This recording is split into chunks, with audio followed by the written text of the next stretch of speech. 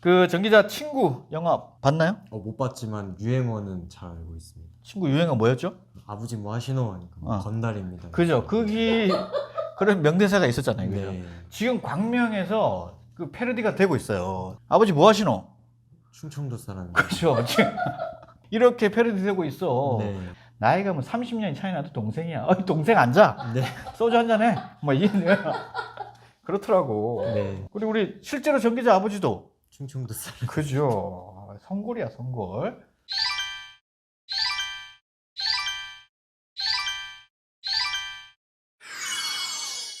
한 주간의 강명시 이슈를 전하는 이슈 클릭. 오늘은 광명도시공사가 특정 테니스 단체에 특혜를 주고 있다는 의혹과 관련된 소식을 준비했습니다. 먼저 지금 행감에서도 지적이 됐지만 도시공사에 대한 적자 상당해요. 그죠? 네.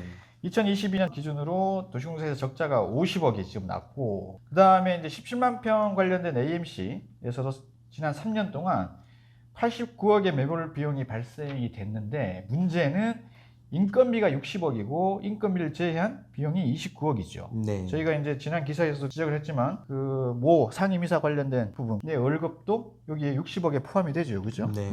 그래서 더 큰 문제는 만약 이제 17만 평 개발이 무산이 되면 이 89억 중에 일부를 광명시가 토해내야 되겠죠. 9인력 출입구 신설도 그렇고 뭐 광명시가 토할 일이 참 많은 것 같습니다. 제가 어제 술을 많이 먹었는데 그 얘기하니까 갑자기 확 올라오네. 그래서 이제 저희가 서일동 사장이 임명이 됐을 때 그 우려했던 목소리가 이거였죠. 도시공사가 지금 현재 이렇게 적자 상태인데 비전문 경영인이 와서 이 적자 경영을 해소할 수 있나? 라고 하는 그 물음표에 대한 문제 제기를 했는데 그 서일동 사장이 이렇게 얘기를 했어요. 빠른 시일 내에 흑자로 전환하겠다. 라고 자신있게. 네. 빠른 시일이 언젠지는 모르겠으나 뭐 올해 안에 흑자로 전환하겠죠. 그죠? 네. 근데 이제 이분이 흑자로 전환하는데 방식을 좀 잘못 찾고 있는 게 아닌가. 네. 이제 우리 본격적으로 나눠야 될 얘기죠. 거기에서 지금 문제가 제기되는 부분이죠. 그죠? 네. 뭐 어떤 얘기죠? 한국 테니스 진흥협회 카타라는 민간 단체의 전국 대회를 광명시립 테니스장에서 작년과 지난달에 개최를 했었고 오는 10일에도 대회가 예정되어 있습니다. 그런데 이를 두고 일각에서는 시민들을 위해 만들어진 시설에 관외단체의 대회를 유치하는 것이 특혜를 주는 거 아니냐 이런 의혹이 나오고 있습니다. 그래서 이제 이 카타를 좀 말씀드리면 저희가 알고 있는 그 대한체육회 소속 KTA라고 그죠? 네. 코리아 테니스 어소시에이션이라고 해서 그래서 한국 테니스 협회는 공식 기관이죠. 그죠? 체육회 산하 공식 기관이고 ATA 코리아 아마추어 테니스 어소시에이션은 이거는 이제 그냥 동호인들 그러니까 민간 단체예요. 사다보면 민간 단체인데 네.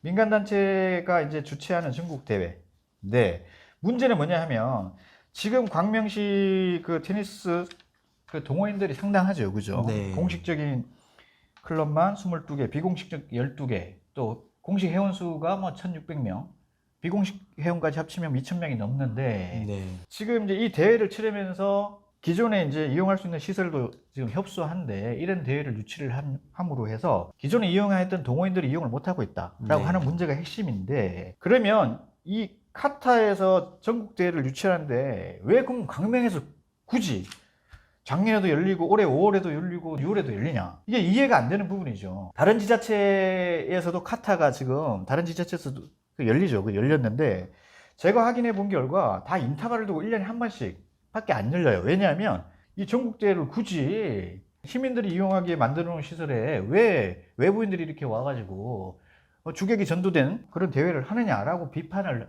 하니 지자체에서 1년에 한 번 정도 이렇게 운영을 하는 부분인데 네. 저는 이제 서일동 사장에 대한 어떤 이 부분이 서일동 사장에 의해서 결정이 됐다고 저는 얘기를 들었는데 만약에 전국대회를 유치를 하고 싶으면 지금 광명시에 4개 대회가 있잖아요. 그죠? 네. 광명시장배, 광명평화동굴배, 뭐 광명시장배 등 상하반기에 각각 4차례 시행이 되고 있습니다. 시행이 되고 있죠. 그죠? 네. 기존에 시민들, 광명 시민들 위주의 대회가 열리고 있어요.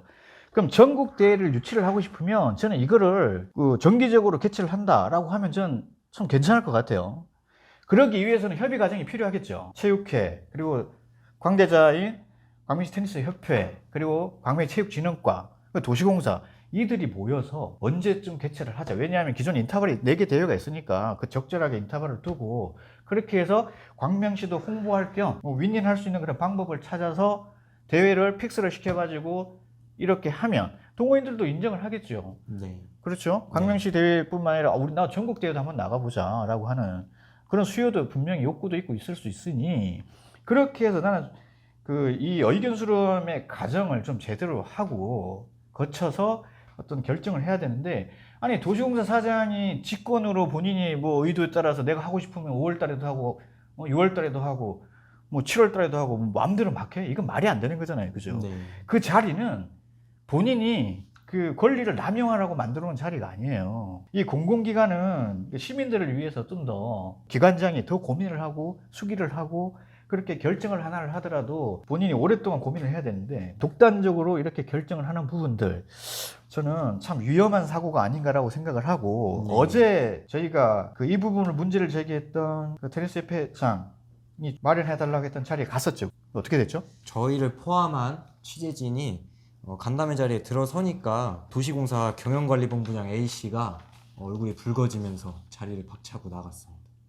저희가 분명히 얘기를 했죠. 오프 더 레코드로 하겠다. 그리고 간담회 과정이라고 하는 게 문제를 협의하고 해결하는 과정이잖아요. 그러니까 본인이 민낯이 부끄러울 게 드러나면 안 되는 무언가가 있기 때문에 불편한 거지. 네.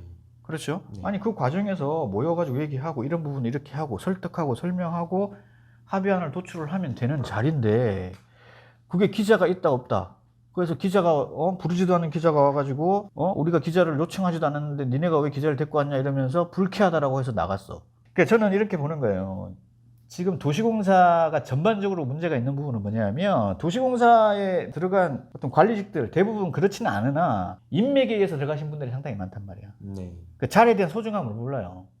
그러니까 내가 이 자리를 정말 내가 노력해서 귀하게 얻은 자리면 그 자리에 대한 어떤 무게감에 대해서 더 많이 고민을 하겠죠. 근데 인맥에 의해서 들어갔어. 그러니까 들어가니까 그냥 갑질할 생각밖에 안 해.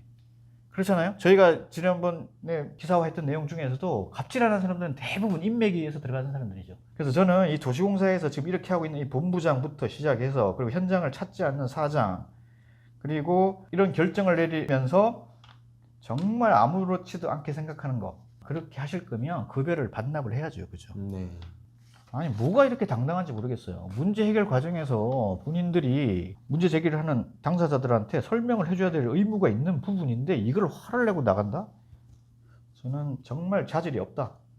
당장 사퇴했으면 좋겠다라고 하는 부분이고 다시 우리 사장님 여러 가지 문제가 제기되는데 저는 다시 한번 우리 사장님한테 말씀드리면 시민들을 위해서 좀 더 고민을 해라. 더 수기를 하고 설명을 하고 설득을 해라.